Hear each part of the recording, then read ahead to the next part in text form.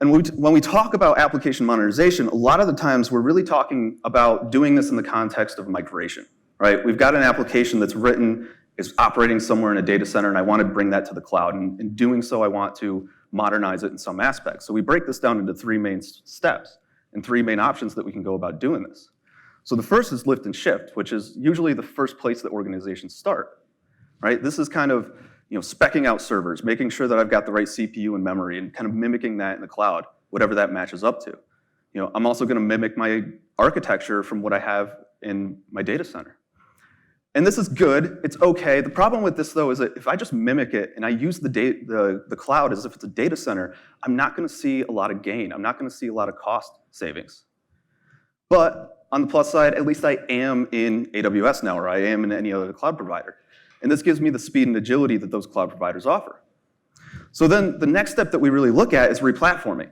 And this is where you might target a few different spots. This is what I call lift and shift plus. And I kind of think of that as if I'm kind of looking at one of those billboards, if I'm sitting outside waiting to get my car washed, where they all kind of build on each other. So this is lift and shift plus. So this is take what I got, migrate it to the cloud, but then start looking at a few different things. Maybe I'm running on Microsoft. Microsoft is expensive in the cloud, mainly because of licensing fees. So maybe I don't want to really re-architect my project. I don't want to use a different language, but I don't want to have to run on Microsoft. So maybe I start looking at using .NET Core so I can run on Linux.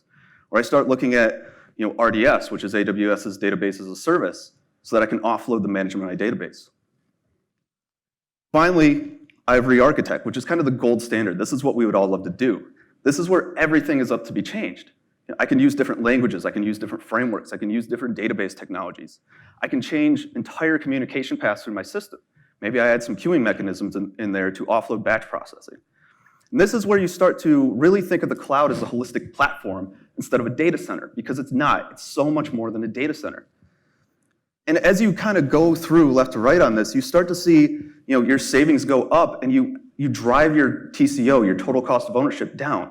Because now I'm not managing nearly as much. I get closer to serverless, where I don't even have to worry about spinning up an instance and making sure that it's patched.